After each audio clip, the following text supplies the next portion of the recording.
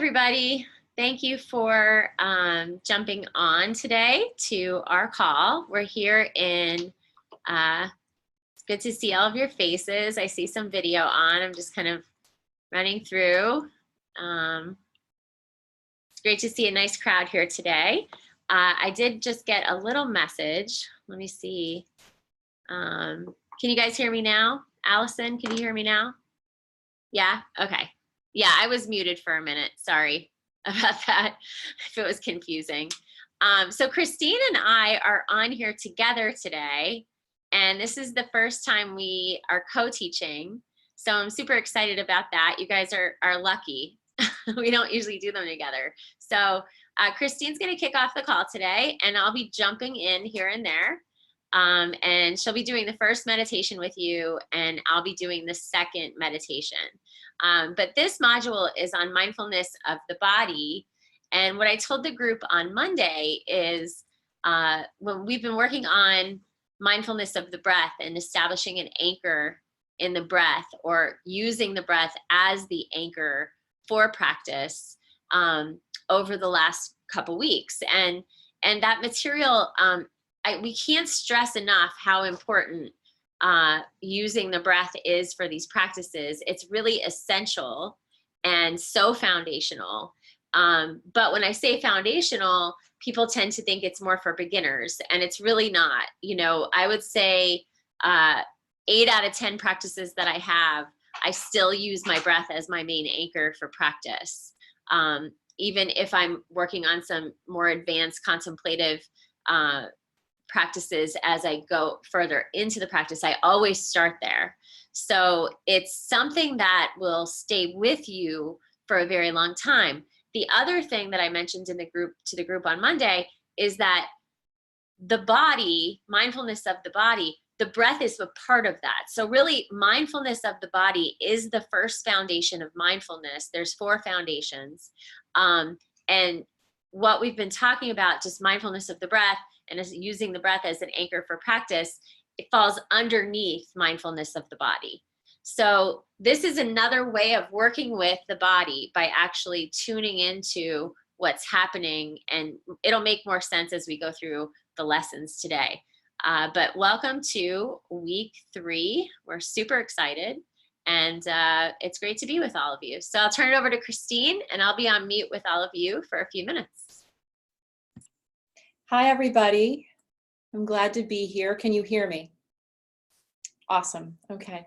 So I'd like to launch us into week 3 with a meditation that's going to accomplish 3 things. One, I want to sort of bring us all into this present moment and kind of release everything that's happened in this day so far, and any concerns about what's going to happen after our session today. But I also want this meditation to have us revisit the notion of preciousness, and to give us an experience of mindfulness of the body and what it means to become very aware of our own bodies, and how the body or parts of the body can become important anchors for us. So I'm going to begin guiding us into an awareness of the hands. And when we get there, I'm going to also call to mind some imagery. I'll be actually reading a poem that I wrote for this module. And I just want you to contemplate your own hands and sort of stay with my words. And if you kind of drift, again, come back to the sensation of the hands, come back to the images that might, sort of be flashing across the mind as we proceed. All right? So the first thing we want to do is we're actually going to begin this practice by becoming very mindful of how we take our seat. So right away, I would like for you to close your eyes, okay? And if you're not comfortable closing the eyes, you can just keep a very soft gaze. I want you to bring your awareness to your feet, holding the feet about hip-width apart, and just feeling the bottoms of the feet gently pressed against the floor.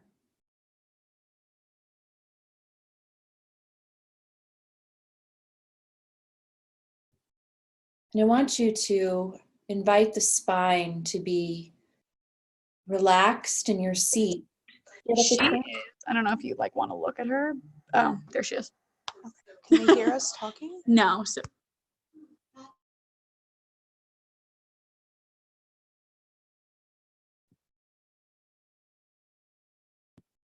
Can you hear me? So we want the feet grounded into the floor. The spine is straight yet relaxed, and we want the spine to feel really dignified. Shoulders come down and back, feeling an expansion through the chest and the heart. Relax the jaw. Relax the crown of the head.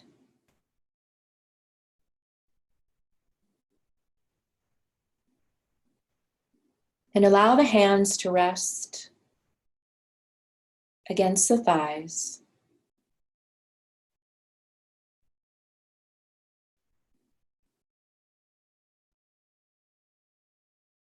And gently guide your awareness to the breath. Noticing if you can anchor the breath in the belly. Practicing soft belly breathing. Noticing the rise of the belly as you inhale, and the fall of the belly as you exhale.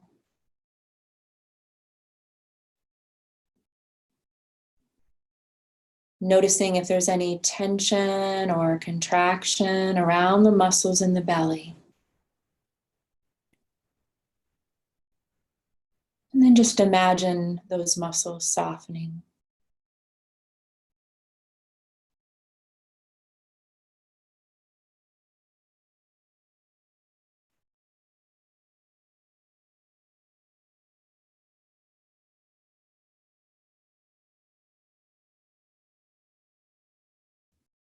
And gently guide your awareness now to the sensation of your own hands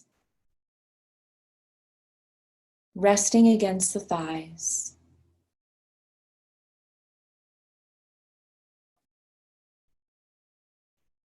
Perhaps noticing their form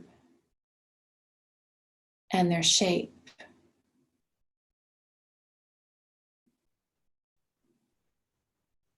Perhaps noticing the length of your fingers or the space of your palm.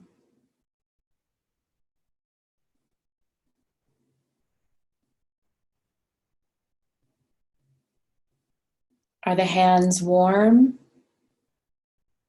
or cool?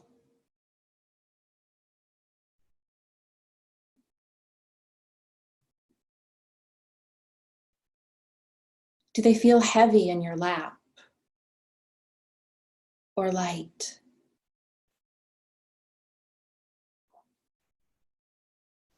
Soft or rough?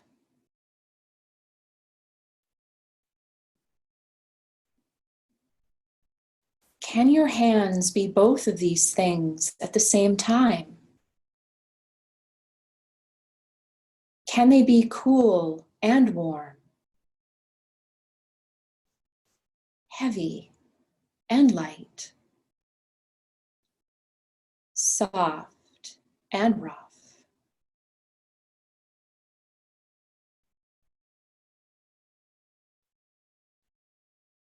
Feel the vibration of these hands, your hands.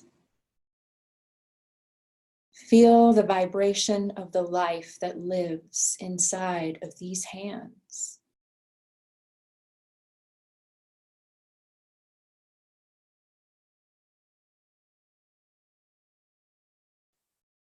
These hands, your hands. These are the hands that reached for the one there to meet you, to greet you, to offer you your very first touch. These hands held hands while crossing the street while learning to swim. These hands reached for the balloon that almost got away and held the thin, moist stem of the dandelion, the flower you marveled as it swayed in the wind. These are the hands that touched the preciousness of the face of your beloved and decided, yes, you. Yes, you. I want to walk with you, hand in hand. These hands, your hands, built your life, offered comfort and care. These are hands that heal. These hands, your hands, learned about holding on and letting go. Holding on and letting go. Holding on and letting go. These hands, your hands, with you from the time you entered, with you until you depart. These hands, your precious hands.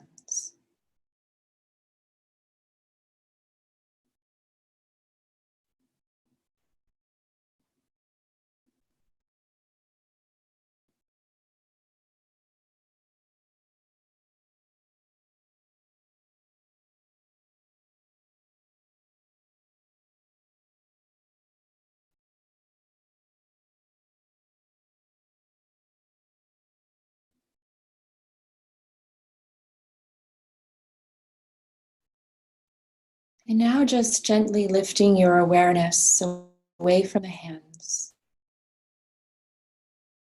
And just taking a few moments to just be.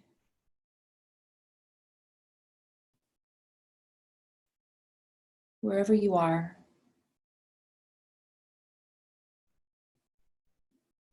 Just be.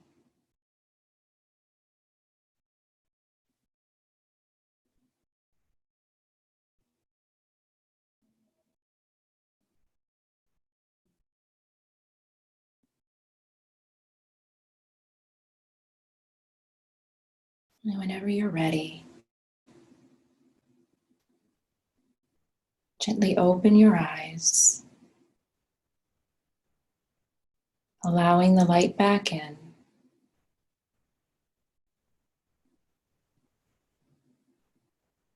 Coming back to the world.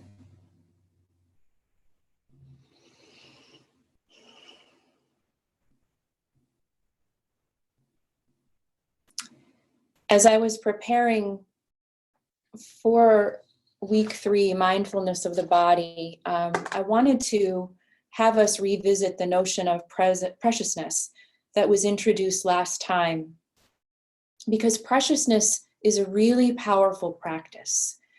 And what motivated me to write about the hands was a situation that occurred about 2 weeks ago. I was at a family party. It was actually the night of Mother's Day, celebrating Mother's Day.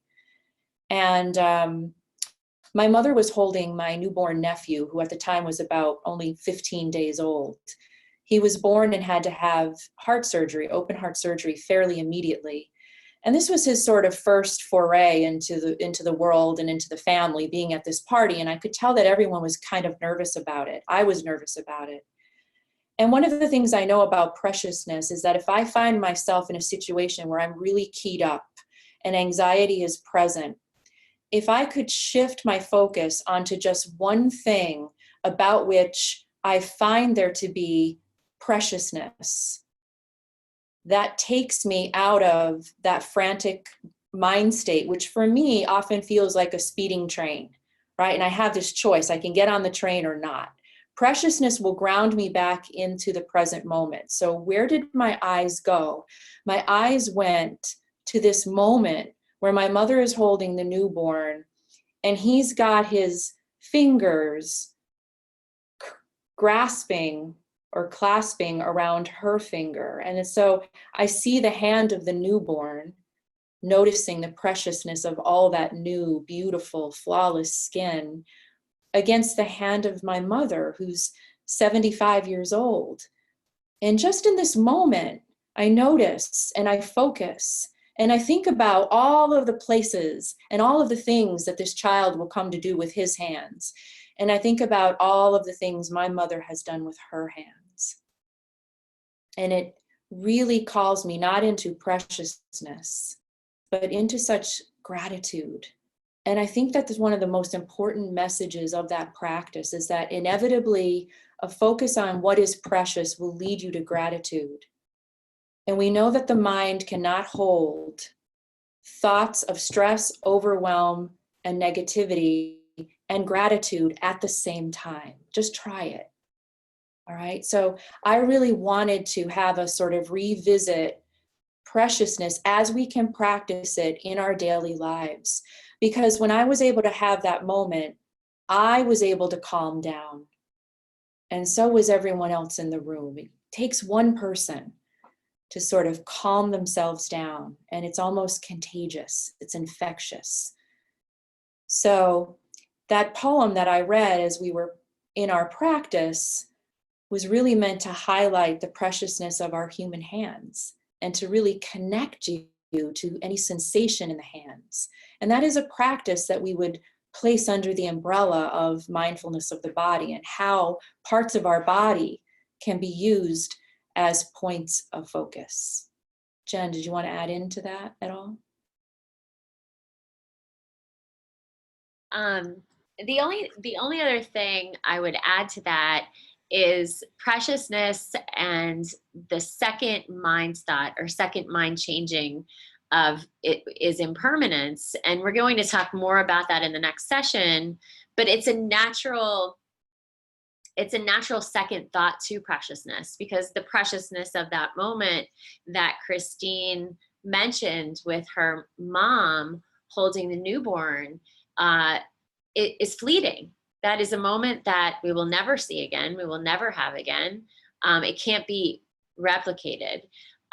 So we naturally, when we allow ourselves to kind of go there with that seed of preciousness, and just knowing that we'll never have this opportunity again, because change is the only thing we can count on, it provides an additional sense of urgency to really be in that moment in a meaningful way. And when we pause with that thought in that moment, the moment almost grows. It takes up more space inside our memories and inside our brains, because then we're really there.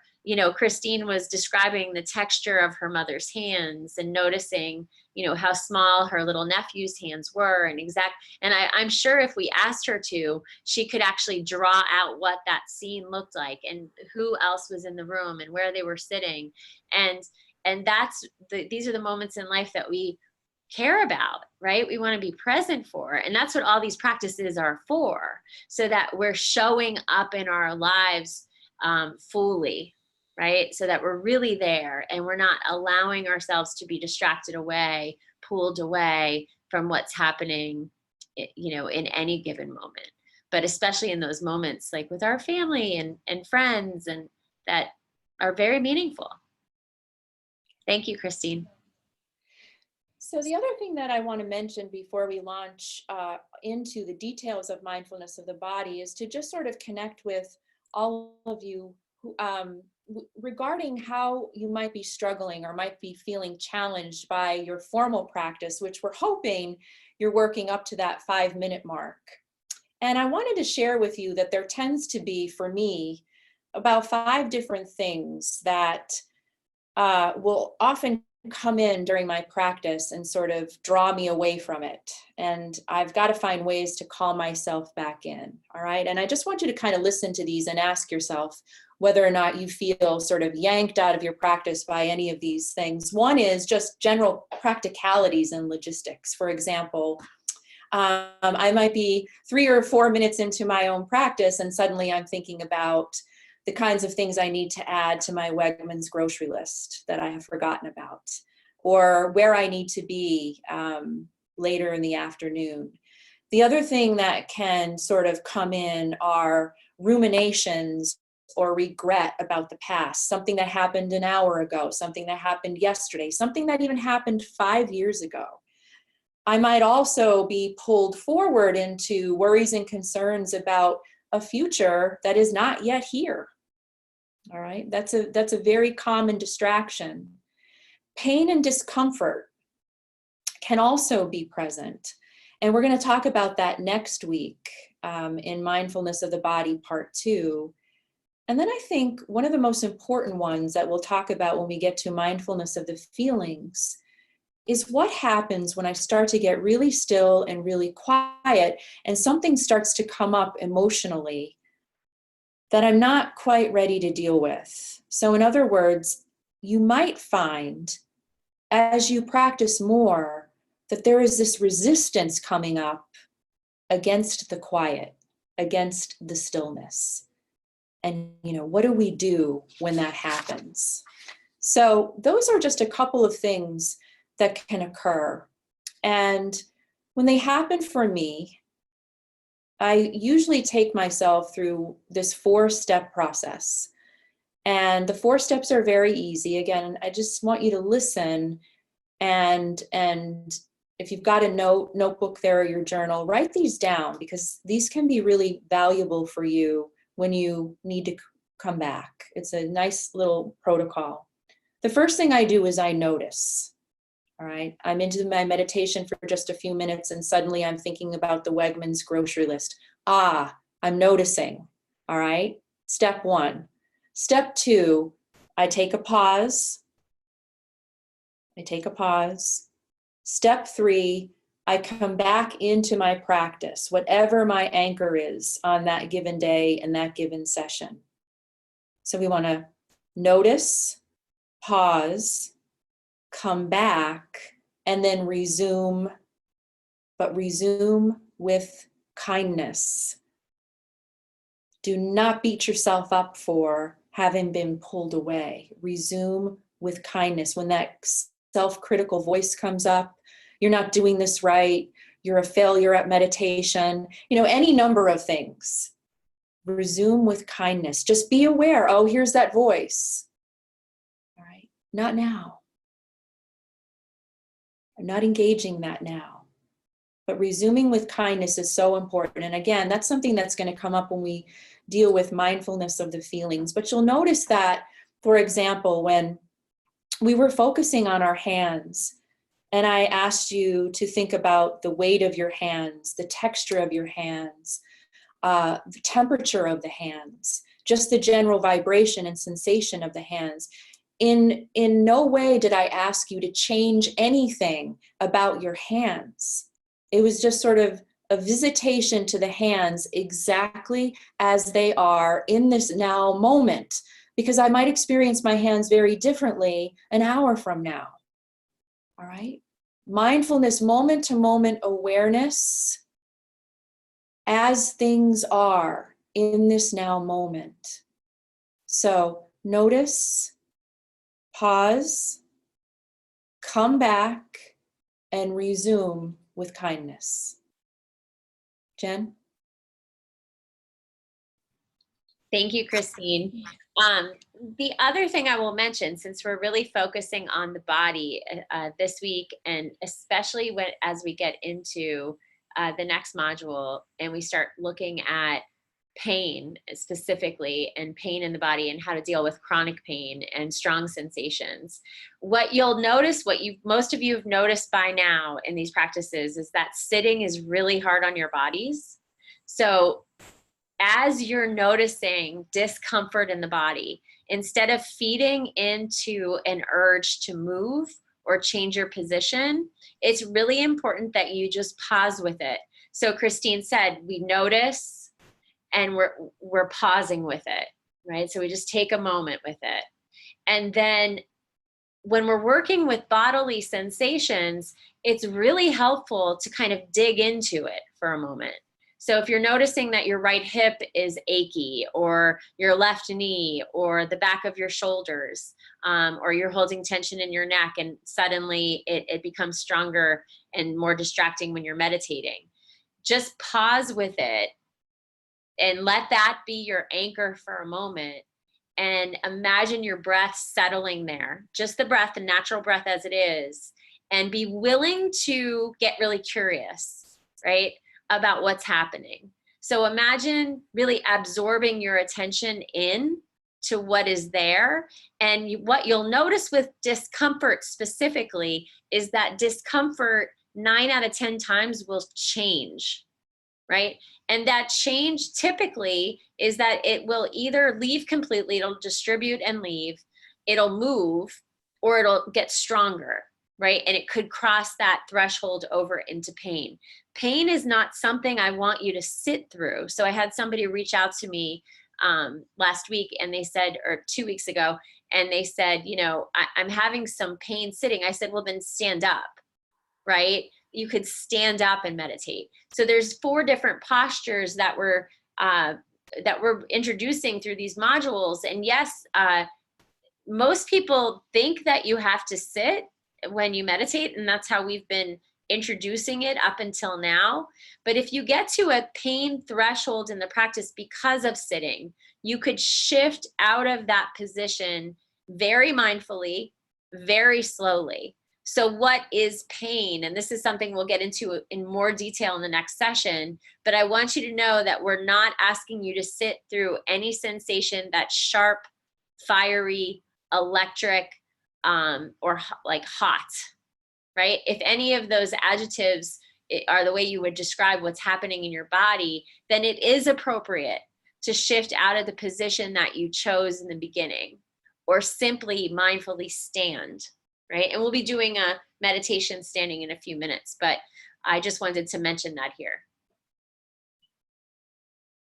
Thanks, Chris. So, yeah, the body is just so alive and teeming with sensation all the time. And most of us, many of us, are completely cut off from the sensation unless we are experiencing crazy amounts of pleasure or really, really intense pain, right? So when you think about it, think about those moments when you feel like you've been living from the neck up and just sort of really detached from or cut off from the rest of the body. And one of the great things about mindfulness of the body is that it really puts you into touch with all this life that's living inside of us. And for many people, mindfulness of the body is what, or the body itself brings people into a mindfulness-based practice. It really did for me. I won't share too many details about this story, but I will say that very debilitating anxiety attacks in my mid-20s brought me to meditation in the first place. So an anxiety attack, physically, the physical sensations of that are very intense. It can be rapid heart rate. It can be a rise in temperature, a rise in blood pressure. It can be a sense of being disoriented, not being able to think clearly, not knowing what's happening to you, feeling completely out of control or hijacked by all of this physical sensation. So what I came to learn about anxiety is that there are these physical sensations happening, and then there is this big story that I attach to what these sensations mean. Is this a heart attack? Am I going to die? If I fall over, is someone going to find me? Is this going to interrupt my career? On and on and on. And the story or the narrative that I attached to all these physical sensations that were arising actually became my main source of suffering. So my way of managing that was really that 4-step process, this noticing, oh, I'm noticing a change in my heart rate. I'm noticing a change in temperature. I'm noticing the sensation in my abdomen. I'm noticing a lack of mental mental clarity. These are sort of the physical sensations. Notice, and then I pause. Don't get on the speeding train of the story about what this is. Notice, take a pause, come to an anchor. At that time, my feet were my anchor. Wherever I was, I always knew I had my feet. So become aware, Christine, of the sensation of your feet against the surface of a floor or the ground or whatever it was. Notice, pause, come back to an anchor, and then resume with kindness. And for me, that meant resume whatever it was that I was doing. Sometimes my anchor was my feet, my belly, and my crown. Sometimes my anchor is this, even to this day, more so now, my anchor is two of my hands over my heart. I feel the sensation come up. I pause, anchor here, hands over the heart, and I resume. That way I'm not getting on that speeding train of thought that's going to take me into what some might call a full-blown anxiety attack. So that's an example of how awareness of sensation can get us to start thinking about what do we have that sensation mean? What is the story we tell about it? How do we interpret it? And how that story and that interpretation can start to really create something much larger than just the sensation.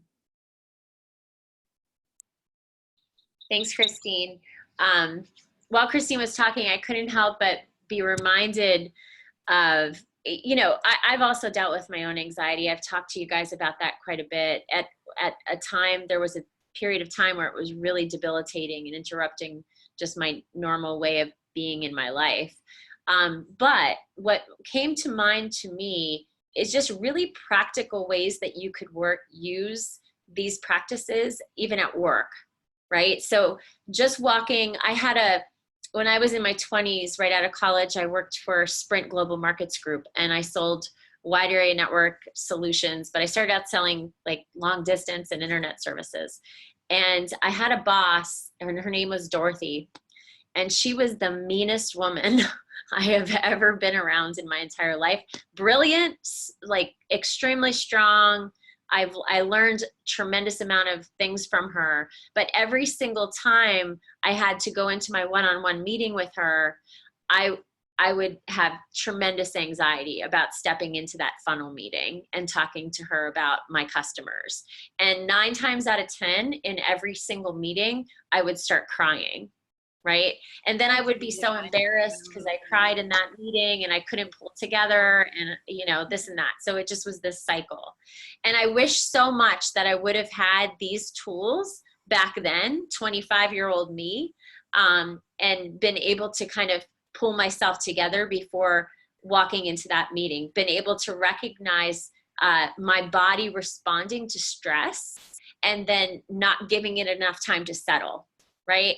So let's do a quick practice on that. So using that as an example, just pretending you're 25-year-old Jen, and it looks weird because this is at desk level. So I want everyone to stand, okay? So remember we talked about there's 4 different postures. So I'm gonna sit for a minute until I explain it to you so I don't look so crazy, but I want all of you to stand up. There's 4 different postures for meditation, and these are very traditional teachings. So it's sitting, standing, walking, and laying down. And we're going to work with all of them over the next 6 weeks that we have together. So we've done a ton of sitting, right? So stand up and ground your feet. Let your feet, if you're at home, kick off your shoes so that you're barefoot, all right? If you're at the office, I don't know if that's appropriate, so it's up to you. And I want you to really feel your feet about hips distance apart underneath your hips. And you could either take your hands to your belly, so we could just bring our hands right to our belly space, or bring them together, or you could just stack your arms behind you. But I want your hands kind of grounded, not just like flailing by the side. Okay, so pretend you're 25-year-old me. You have to go meet with your boss, or say you have to speak in front of a large group. Many people deal with public speaking kind of anxiety.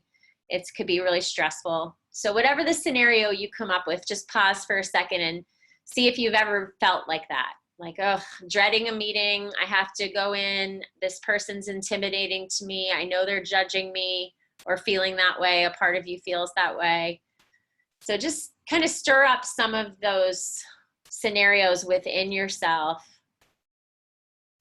And you're standing up. So you can close your eyes if you feel okay standing with your eyes closed. But the better option might be just keeping a soft gaze and setting your gaze straight ahead, eyes distance up from the floor. So just picking one spot that's in front of you and just set a soft gaze there. And you could even kind of just soften your gaze by shifting your eyesight a bit. And that's going to be your drishti for this practice. So notice how you're feeling inside with that idea, that scenario playing out for you. And notice if the body's providing any feedback, or in a felt sense, any memories you have of being in that position where you're feeling intimidated, you're feeling a little self-conscious, and you're noticing some anxiety come up. Notice if you're feeling anything in your throat, across your chest, your low belly, or anywhere else in the body where the body is trying to communicate to you, trying to get your attention, and just give it attention for a moment. And when you identify something going on, I want you to take 3 full deep breaths there. And just imagine space opening up around any sensation that you're having an experience with. So you could breathe that space in to that sensation, and on the exhale, just watch that space expand around any sensation that you're having. Notice what's happening.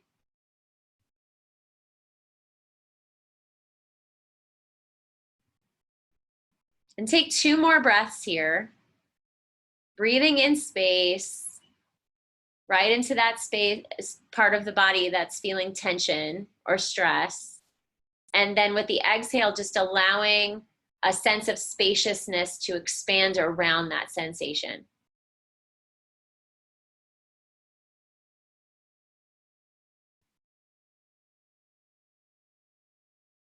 And now just relax that idea or thought, keeping the eyes set.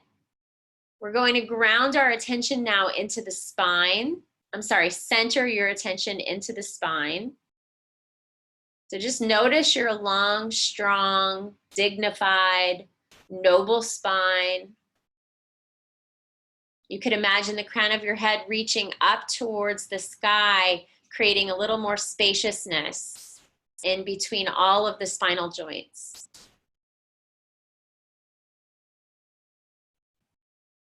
Imagine your breath just settling into that spaciousness of the dignified spine, this centering space within.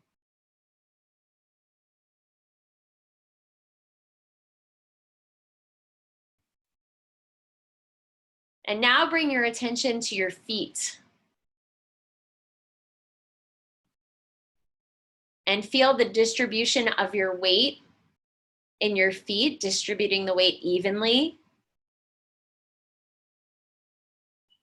And feel that your feet are really rooted down right here, supported by the ground beneath you.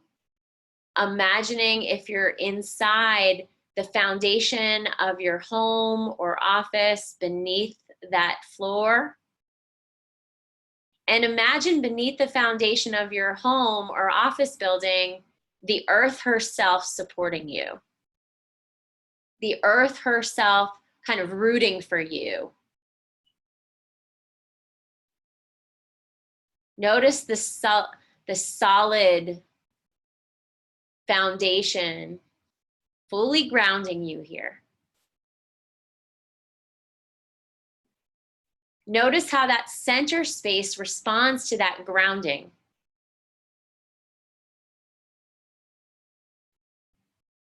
And now bring your attention to your collarbone, to your shoulders, your heart space.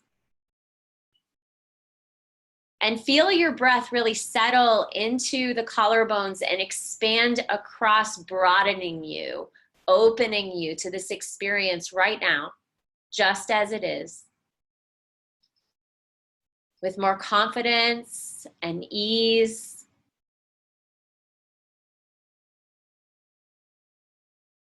We're opening to what's happening right now.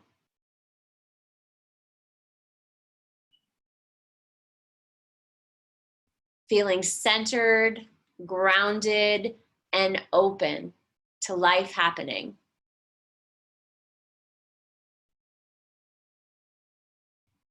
Notice how the shoulders are softening. Noticing if there's any tension that's still lingering, giving your breath a moment here.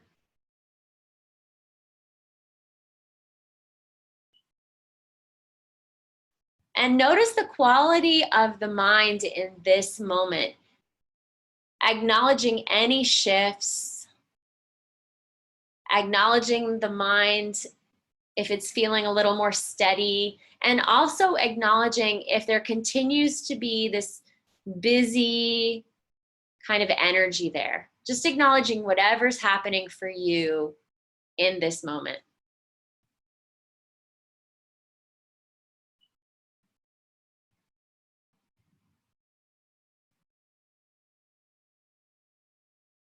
Good, and just bring your hands to your heart and just take a bow to yourself, just a gentle bow, honoring yourself just as you are. Opening your eyes, coming out of that meditative gaze and rejoining the space together.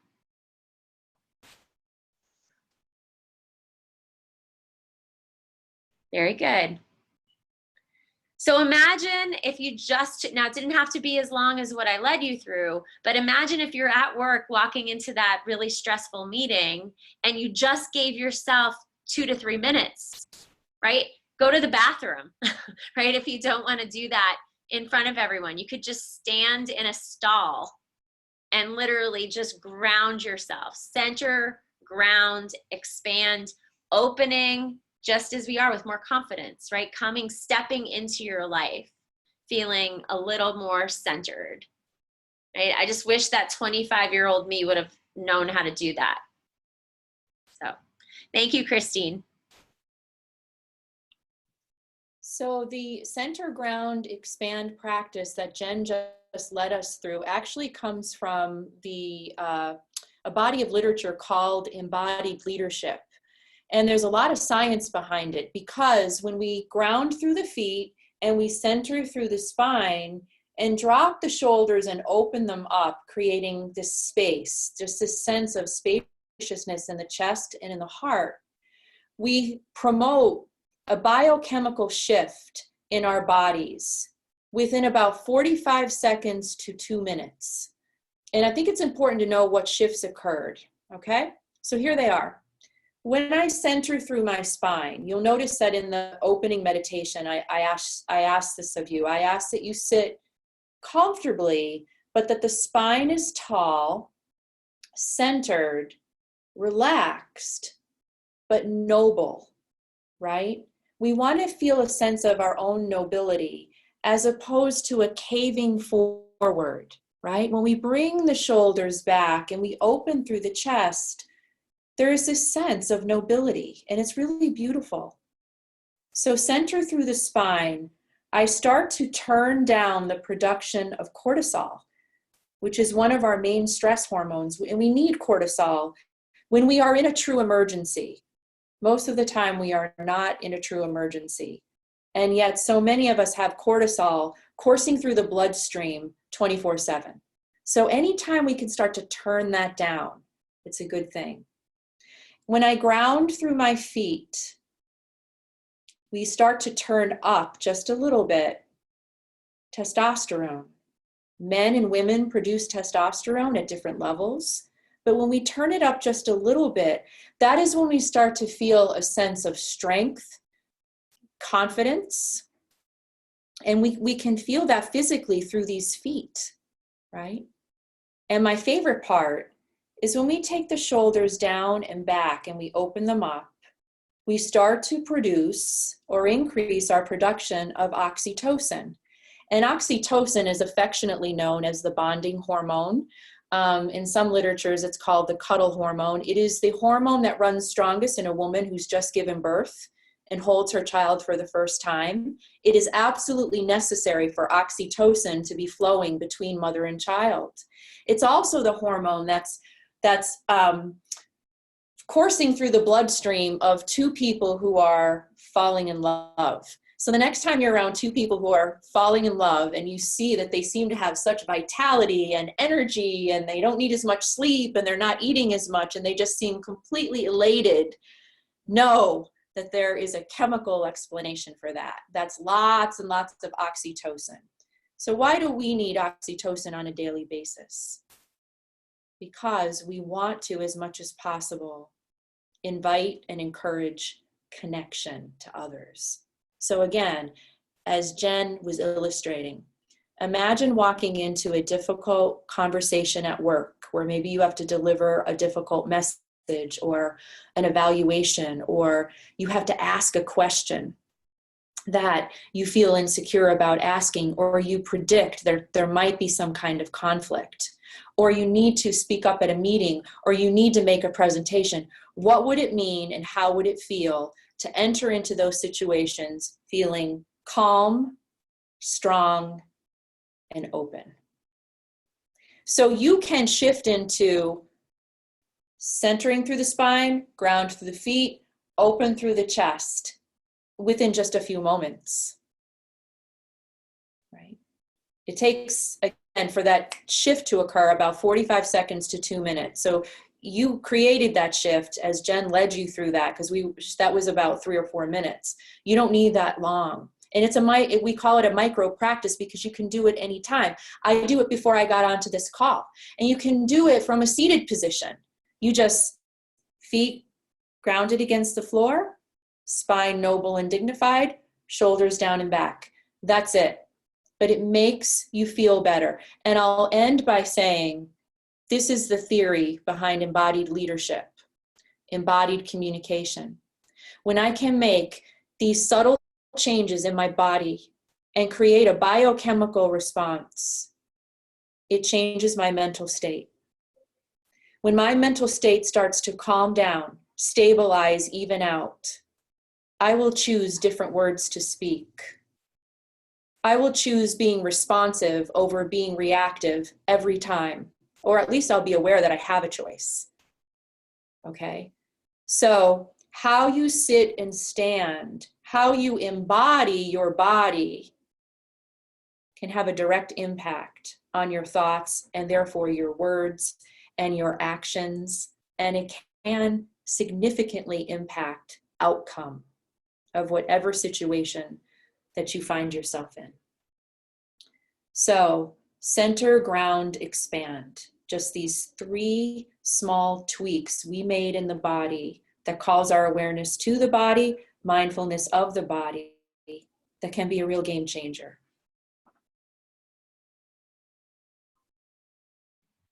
Awesome, Christine. So one more thing before we open it for questions is standing is always an option. So I mentioned that before. So if you're struggling with your sitting practices, you could anchor in the breath or the body for that 3 to 5 minutes or 5 to 7 minutes, wherever you are right now. Okay, so we've been encouraging you to start working with 5 to 7 minutes. However, if you still feel like 5 minutes is really overwhelming, you could stay at 3 minutes, okay? I don't want you to feel pressured or stressed if you're not getting up into those higher minutes of sitting. But standing is appropriate. You guys are sitting a lot during the day at work, right? And then you're probably driving to work and then driving home from work. And so standing is always an option. What I also mentioned to the group on Monday night is if you feel like you are noticing your body communicate stress, that stress is triggering a physical response in you and you're at work, go for a walk. But what I don't want you to do, at least while we're doing, our engagement with all of you for our wellness program for this year, I'd like you to try walking in silence. So even if you go with a buddy for a walk around the building to get some fresh air, no talking. I want you to really feel your feet walking on the earth, right? Notice how your weight's distributed from foot to foot. Notice how your weight gets distributed from the heel to the front of the foot, or the front of the foot from the back of the foot. Notice how you're moving. Try to slow it down a little bit.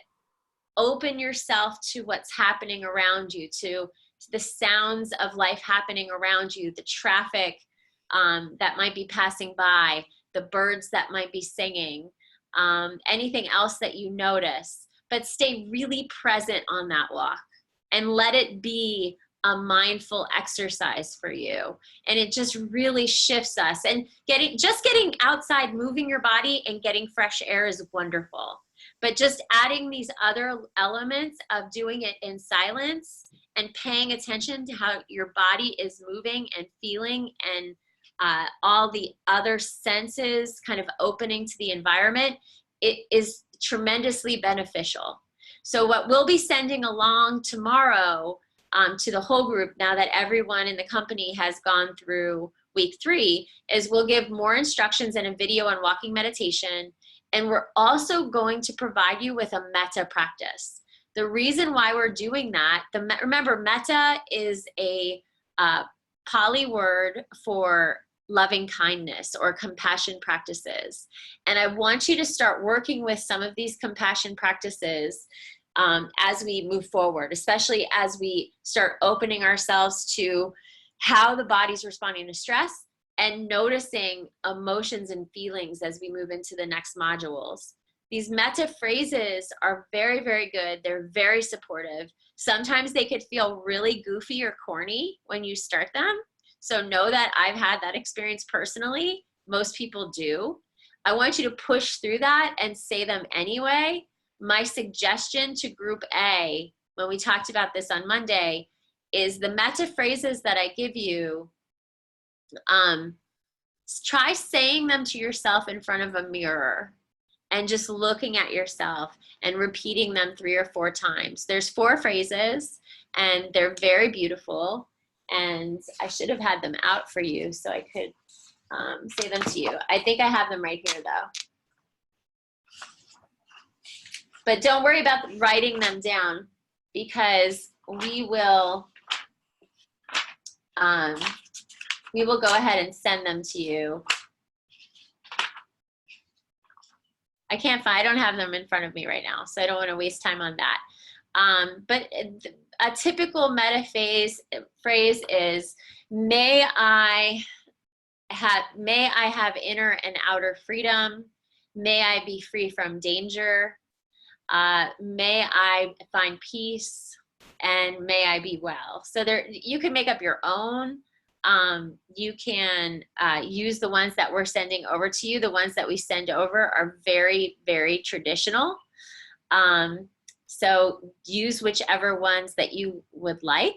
Start working with them, and we'll give you more information on that when we see you in 2 weeks. Okay. Christine, did you have anything else to mention before we open it up for questions and answers?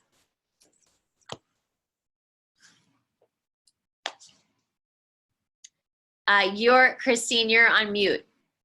Just a couple of things about homework. Do you want me to talk about that? Yes. Homework. Okay. So your homework, your formal practice is mindfulness of the body in your 5-minute formal practice daily-ish. we would like for you to come into your meditation practice just being very aware of bodily sensations. So for example, your awareness might float down to your knee where you might feel some sort of pain and sensation, and maybe just stay there and get curious about it. You know, is there a temperature to this sensation? Is there a weight to this sensation? And as Jen suggested earlier, inevitably that sensation is going to shift, and you might go to a different part of the body, or it might travel to a different part of the body. So we're only asking you to just stay in body awareness. I've recorded a guided meditation for you that I call the 10-point body scan. And again, we want you to use the guided meditations, the recordings, only about 3 to 5 times between now and the next time we see you. But it's a great source of support. And if you do it 3 to 5 times, you're going to learn those 10 points on the body, and you'll be able to guide yourself through those for different lengths of time as a way of, again, bringing yourself back into a mindful state. Perfect. And I did find the meta phrases. I'm sorry. I didn't have them out in front of me. So the 4 phrases that we'll send you, so don't worry about writing them down. You'll get them tomorrow, is may I be free of inner and outer enemies. May I be free from danger. May I be free from mental anxieties. And let me pass my time with a good body and a happy mind. And I said to the other group, you could change, instead of saying good body, you could just say healthy body and happy mind. The good body was a traditional phrase, and it was, these are a traditional meditation from a great teacher. Her name is Dipa Ma, and her first name is D-I-P-A. Ma.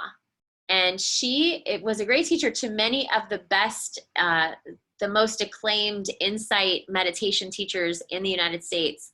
They would travel to Calcutta to work with her. She was a Burmese woman that was sold to her husband as a teenager. There are arranged marriages there, and there certainly were back when she was a young woman.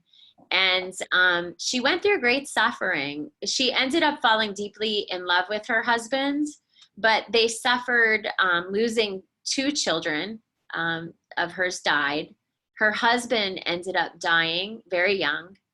And when she was in her 40s, after her husband died, she was suffering tremendously.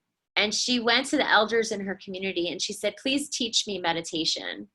And that's when she started practicing, and her life unfolded, and she became this very dedicated practitioner and this very, very great teacher. And the story of Dipa Ma, people would say that everyone in the village, that just her energy, her presence, and her compassion changed the entire village, that they all benefited from her practices. So these are very, very beautiful, powerful words, and use them as they feel supportive to you. Okay? So that's all we have for today. We're going to open this up for questions.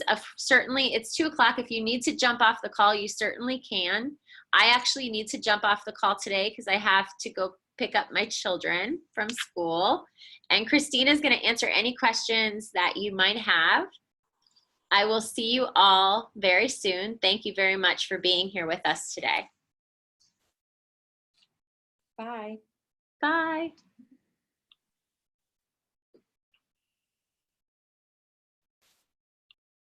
So I'm still here if anybody has any questions about our session or just questions about how things are going.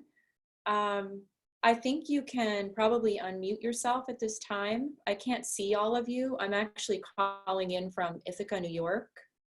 So another option would be to type in a message, and you would choose typing into the group.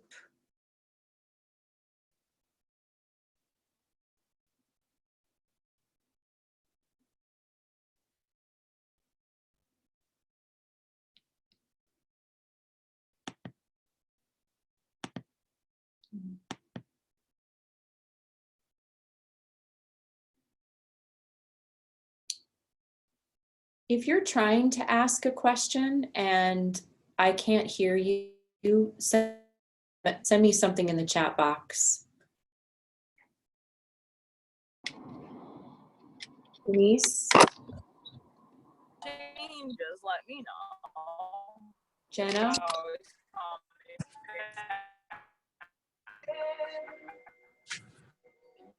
But we'll get you next time if all else.